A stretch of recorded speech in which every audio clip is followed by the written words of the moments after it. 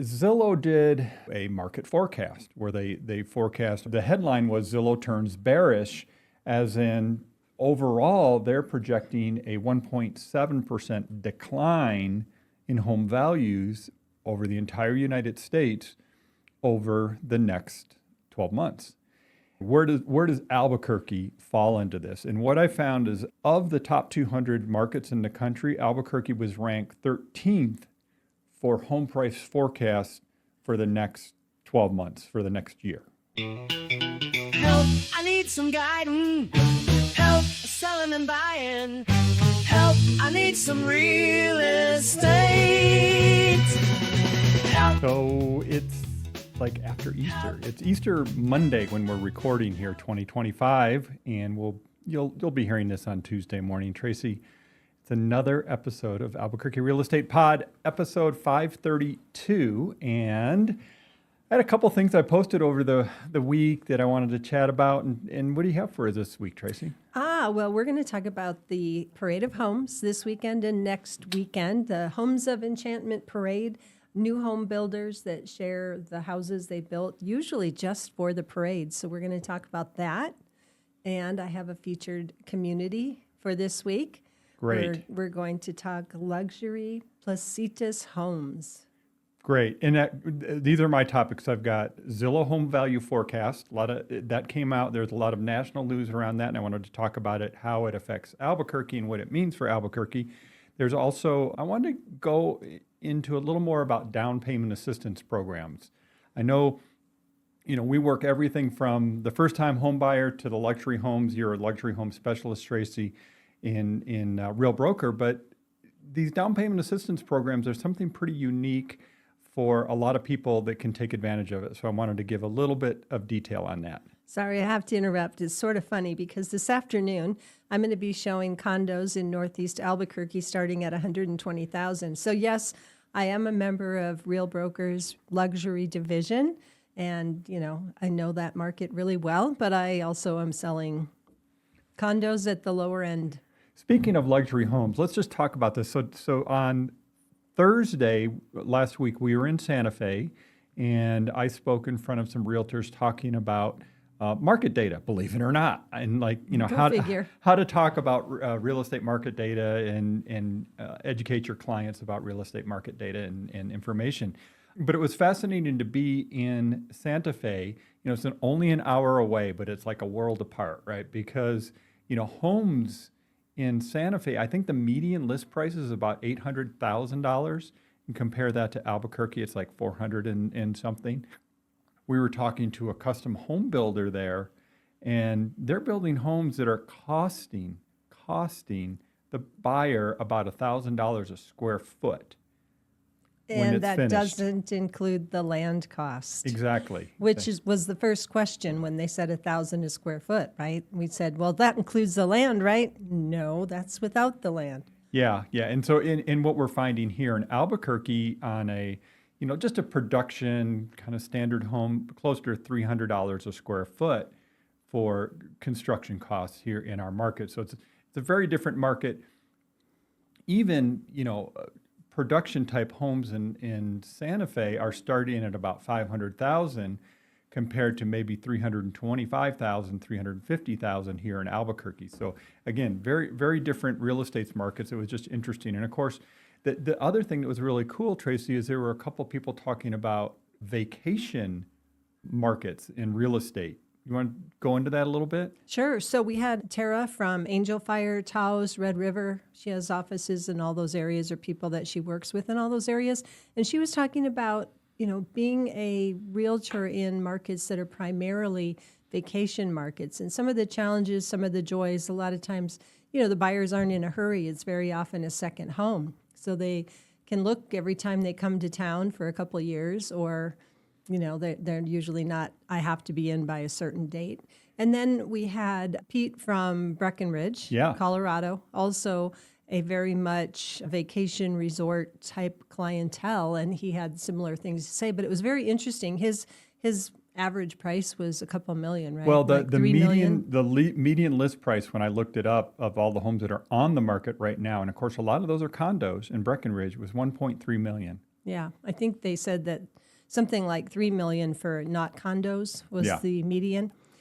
So, really interesting information. And then there was the Santa Fe luxury realtor, Stephanie Duran, who also was there presenting. And very interesting again, she's sold or has a property listed that's $15 million. And I'm like, yeah, we don't have that in our market. No.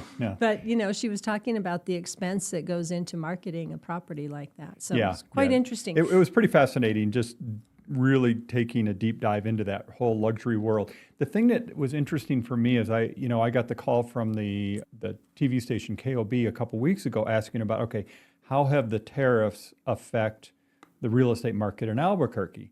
And my answer was it really hasn't. People need a place to live. They're looking for shelter. It's not an optional purchase or sale in many cases. Where in those markets they have seen some effect because people are just kind of in this wait and see thing, and they are optional purchases in many cases when you're talking second homes and vacation homes. Right. And one of the things that came up from that conversation, Tego, was the benefits of having some of your net worth in real estate versus in the stock market that can fluctuate greatly from day to day. If you don't have the stomach for the stock market to drop suddenly and your value of your portfolio to go down significantly in a day or in a week, then you might want to think about being invested in real estate where we didn't see home price values drop like that in a day or a week, right? Yeah, and it's interesting because we think about our own personal financial situation, Tracy, and we have a lot of our what we own in real estate as opposed to stock. And the good thing with real estate is it's a pretty solid investment. However, it's not liquid. That's the down part. You can't just sell it tomorrow because you need cash, right? That's the trade-off. It doesn't work that way. It's kind of ironic, just side note, and getting into something controversial here, but we listened to something yesterday and they were talking about Elon Musk and his value of $3 trillion or whatever his net worth. Really? You're going to go there? I am. But what's interesting about that is people think like he just has $3 trillion that he's worth that he can just spend, right? Well, he's not worth that, but yeah. Anyway, whatever. He's worth a half. Anyway, he's whatever worth a lot. he's worth, right? He's got more than he'll ever be able to spend. Right, personally. but it's not like he could just write a check or get it cash. It's all invested in businesses where people have jobs and things, right? It's not like liquid net worth, right? Like real estate, like you just said. Real estate isn't as liquid. That's part of the downfall compared to having things invested in money markets or financial, like stocks, bonds, things like that. But it just kind of hit me, when you see people's net worth, you don't realize that. Doesn't mean they can even afford to go on a luxury vacation because everything's tied up, Yeah. But yeah. So you brought up Santa Fe and luxury, and I just have to go right into my featured community. I think that's great because it's kind of like the Santa Fe of the South. Well, you stole my thunder again. Oh, did I? Did I take your line? So Placitas to me is one of New Mexico's best kept secrets, and especially when it comes to luxury living, right? It's 20 minutes from Albuquerque kind of core, right? Probably just over that to get to the Sunport Airport if you like to travel. You're not too far. But it's kind of in the foothills of the Sandia Mountains, and it's sort of a rare blend of, natural beauty, privacy, and upscale living. And what's interesting, what draws people there, the land, the wide open spaces, the rolling hills, it looks sort of like Abiquiu, right? It's kind of like Georgia O'Keeffe country, but it's not. And it's not Santa Fe prices. If you're not looking at your screen, if you're on YouTube, you can look at. I just pulled up, and this is just a slideshow of homes that have just come on the market in the Placitas area, and it's a really good kind of representation of what you see in Placitas because most of these homes, you can see every one of them has like a big view highlighted in the background because that's really what Placitas has a lot of, right? Sure. It's, custom homes built on large lots offering elegance and elbow room, open spaces, rolling hills, jaw-dropping mountain views. And the views can vary from the Sandias to the Jemez to Santa Fe. So very long views, mountain views, really beautiful things. The lifestyle in Placitas, they have a strong community sense, right? It's a very artistic community, the love of the outdoors, people riding their bikes, hiking, horseback riding, soaking in the quiet. think they have dark skies in Placitas for people who love to stargaze. There's not traffic and noise, and they have wild horses roaming around that some people find quite charming. The location is obviously another big draw. So we were talking about Santa Fe. A lot of people that are relocating to New Mexico say, I'm going to move to Santa Fe, and we help them in Santa Fe, and all of a sudden we're showing them homes in Placitas, along with other areas here like Corrales or Sandia Park. But Placitas comes up, and it's very much like what you see kind of on the bigger lots in Santa Fe. I just brought up the map so you can kind of see. So Albuquerque, at the very south end of this particular map, and we have Placitas here at the north end of the Sandias, and then, you can see Santa Fe, obviously. So many from people there. who explore buying homes in Santa Fe or buying real estate in Santa Fe end up in Placitas. They choose it again for the same kind of luxury, but maybe more space, better value, slower, maybe a little less touristy or a lot less touristy, right? Placitas also has a nice culinary and art scene. They have Blade's Bistro, a well-loved restaurant, Placitas Cafe, breakfast, lunches, and for art enthusiasts, they have the Placitas Studio Tour showcasing the work of local artists, providing a unique opportunity to explore studios and meet the creators. Also, Wild Hearts Gallery offers a diverse range of art from paint, sculpture, photographers, reflecting Placitas' community-rich artistic talent. So, a lot of people there, it's their primary residence. They maybe work from home or commute into Albuquerque or even Santa Fe to work. But second homes, private retreats, there's some luxury properties for everybody. I've got some stats for you. Well, no, I've got some stats. Oh, wait, you got, no, I'm going to do stats. I'm just kidding. This is my story. Okay, so when you look at the luxury market in our market, Yes. they define that as the top 10% of the homes that are sold. Right. So with that in mind, in our Albuquerque metro area, that's 600,000 and above. Correct. Yep. Right? So when I look at Placitas, right now there's 26 homes actively on the market for sale, averaging $291 a square foot. So when we were talking about Santa Fe builders saying they start at $1,000 a square foot, not including the land, you can see why somebody might choose Placitas. We got to give the caveat to that. We're talking like Custom luxury. custom home here too, right? Right. I mean, all the finest finishes. And you said that, the production builders start around 500. It's actually over 600, closer to 650. You mean for the actual for sale the price, production, not per square foot? Yeah, for the okay. production homes, it starts around 600, 650 in Right. Santa Fe. In any event, there's 16 homes under contract to sell in Placitas right now at $309 a square foot, so some nicer properties, and 75 closed in the last year. Average sale price $831,286 a square foot, and they averaged 73 days on market before they got a closed or accepted offer. And that's my stats. Do you have something to add to that? The average square foot of the homes that are for sale in Placitas right now is 3,150 square feet. So these are larger custom homes for the most part.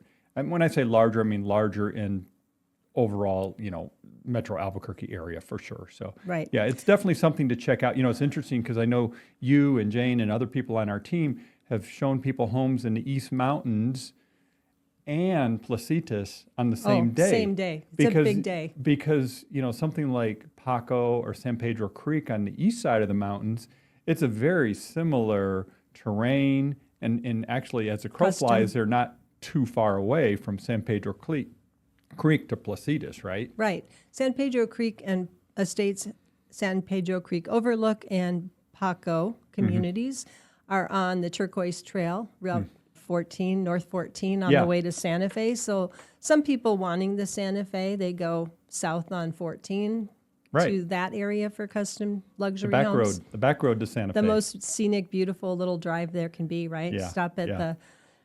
for lunch along the way or something. Yeah, at Madrid. In Madrid. Yep. Yeah, it's funny. Somebody said, what do they call it? Madrid? Or Madrid, yeah, but it's Madrid. It's Madrid. Anyway, so Placitas, it's a great area. There's horse properties. There's luxury homes. When I looked, Tego, one more stat, 160 properties total in the past year for sale.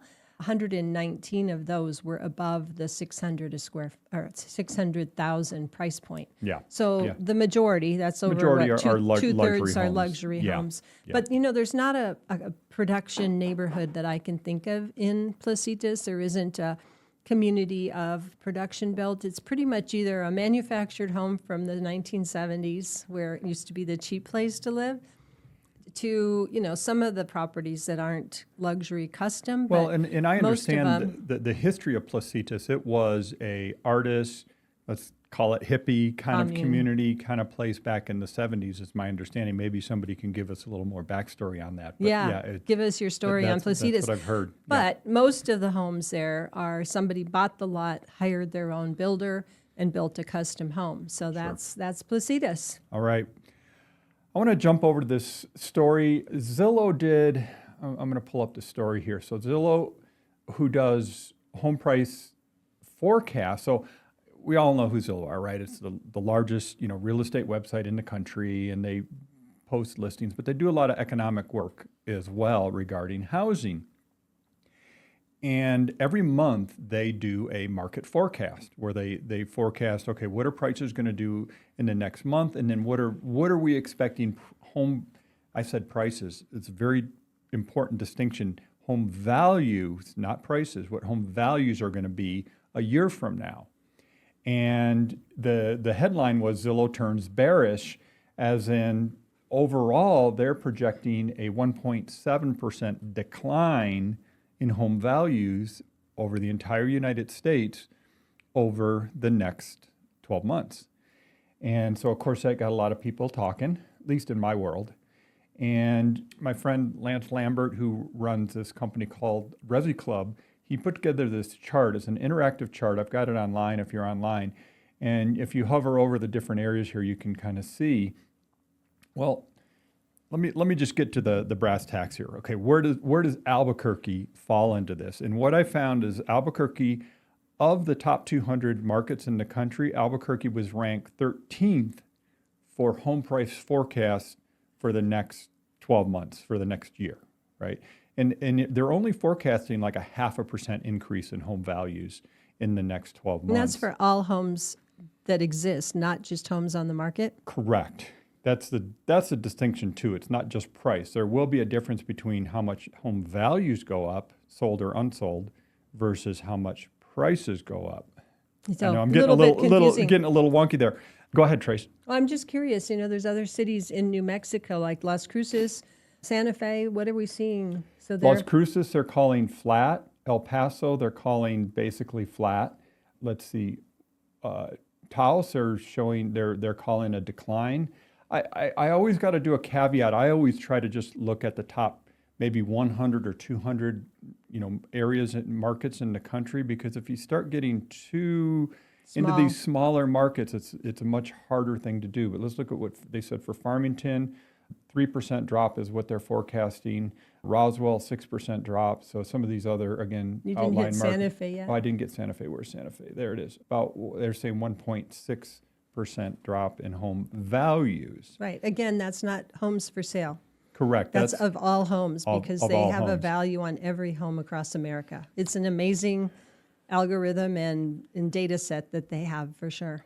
So this is my frustration with this. So let me just wrap up Albuquerque. All right. So it's number 13, like I said, of all of them. There's only Which means it's very positive compared to the rest of the country. Compared to the rest of the country, that's exactly the takeaway. And in Albuquerque, well, of the top 200 markets that they've tracked, and when I say top 200, I'm talking about size, market size. Albuquerque is number 61 in market size of all the areas in the country. And we're only one of like 24 markets that they're projecting a price increase. So in the big picture, Albuquerque is looking pretty good, even though a 0.5% increase in a year is kind of not so hot, right? I mean, it's better than decline. I think part of that, Tracy, is Albuquerque, we're still short housing. I think our market is still steady. And I think historically, Tracy, our market has been pretty resilient. Oh, Do yeah. you think that's true? For sure. Yeah.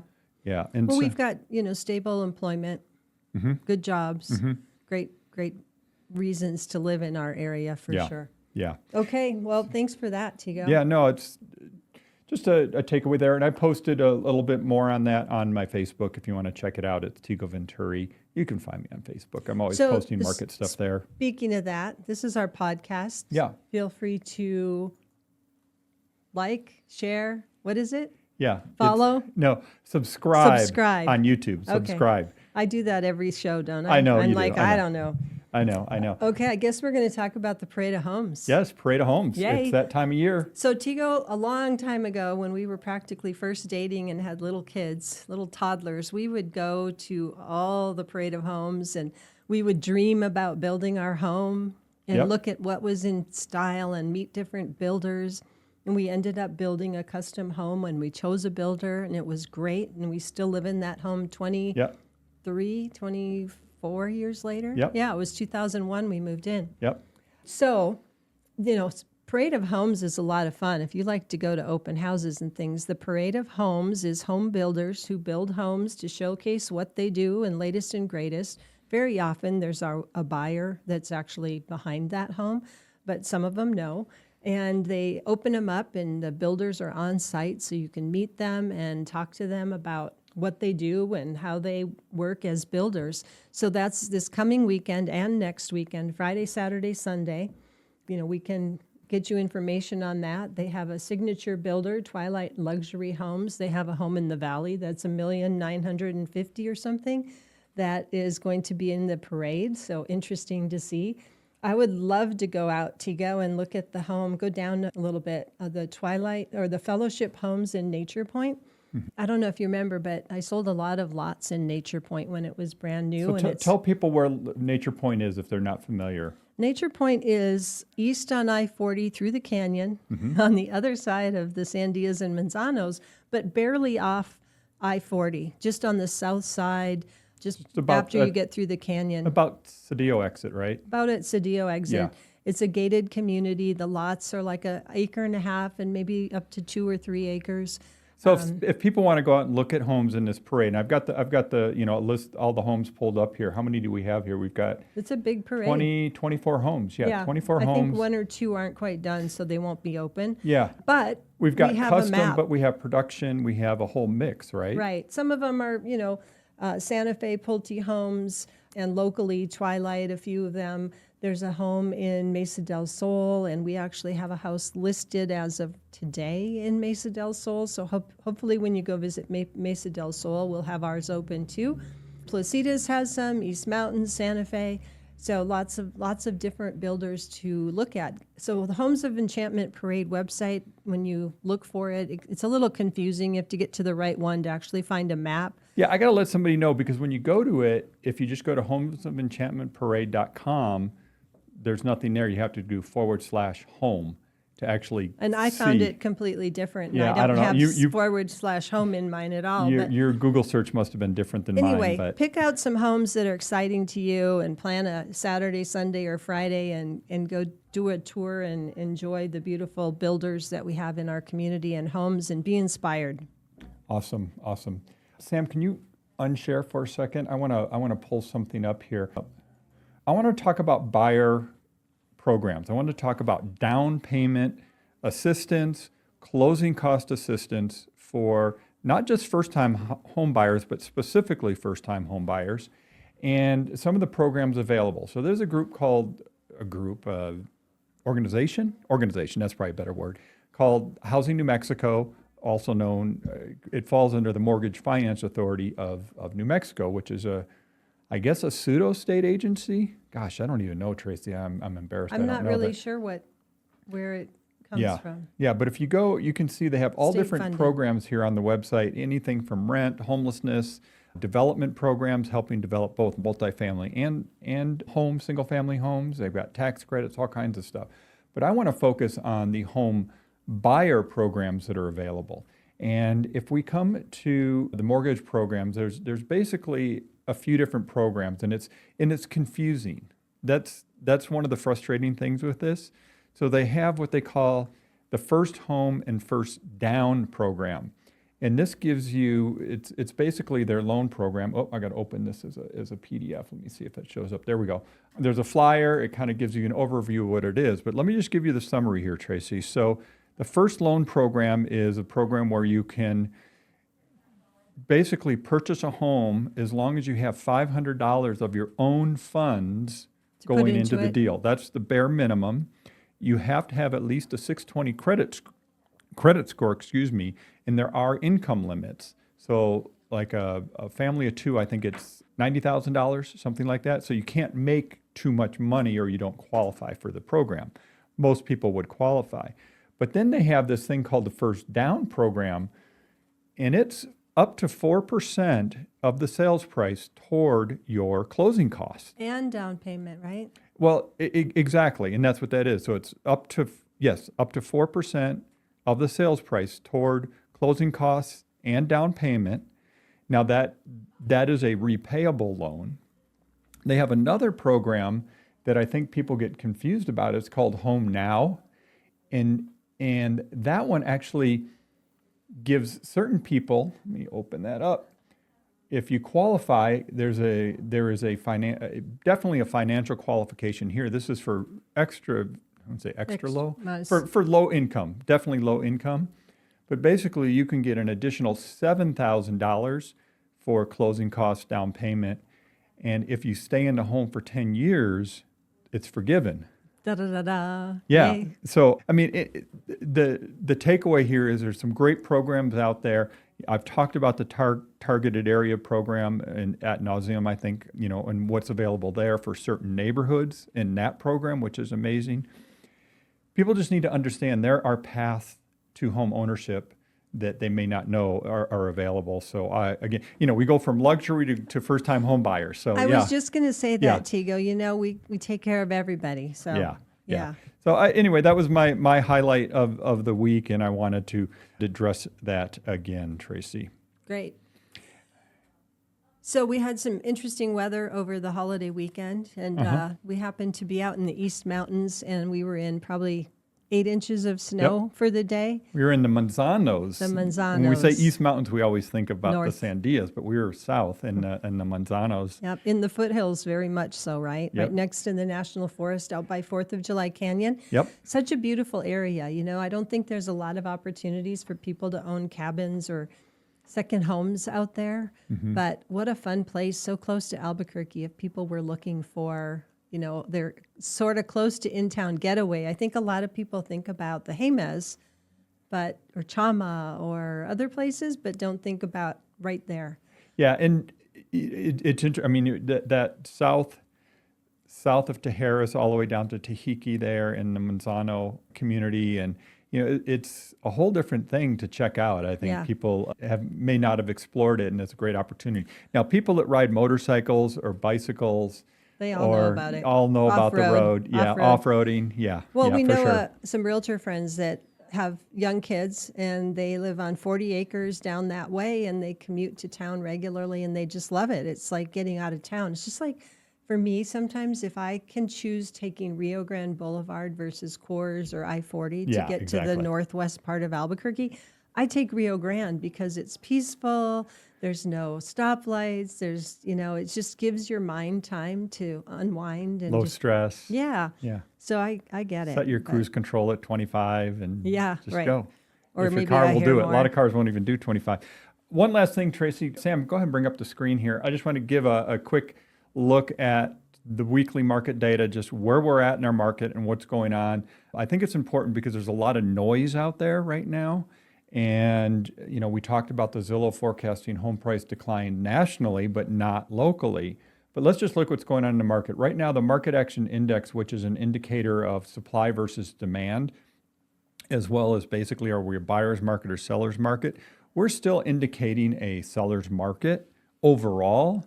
We know that that's very property specific, right? I mean, neighborhood, property, price point, condition, all that stuff matters as well, right? But overall, it's still advantage sellers slightly. Something happened this week, though, Tracy. The number of homes on the market surpassed 2020 for the first time we've reached that in a long time. We're still behind 2019 for the number of homes on the market, but there's quite a few choices out there for buyers now, definitely more than we've had in 4 years, without a doubt. And then something else that's happened is the number of homes coming on the market has increased. Remember how we've been talking about for the last couple of years that people just aren't listing their homes, they're staying put, they're not selling. Well, we're starting to see movement in that. People are putting their homes on the market. There's still reasons why people need to move. Yeah, right? exactly. Yeah. And then a couple other things I always look at is like relisted, how many homes fell or were on the market, fell out of contract. Right now, it's 6.8% of the homes that are on the market active right now at one time were already under contract and came back on and fell out. That's very normal. That's not unusual at all. So it's not a big thing there. But two things. These are the forward-looking indicators. The number of homes in pending right now is 1,205 as of last week. That's about 209. What is that? About 180 more than 2 years ago or last year. So we are seeing more homes actually transacting than we Right. have in the last really 4 years. It looks So- like it's about 140. Okay, oh yeah, your math is better. Yeah, you're right, 140, not Just 160. mathing it a little A bit. little mathing it, yeah. So there's just more activity, definitely more than the last 2 years, the number of homes under contract selling. So these are going to be future closings. And then just the last thing I want to talk about are prices. You said really quick you're going to cover this. This is quick. Yeah. Do you want the slow version? No, yeah, no. I just thought it was funny. You keep showing more charts, and I'm like, oh, wow, this was not a quick wrap up. This is quick. This is your favorite part. Median pending price per square foot.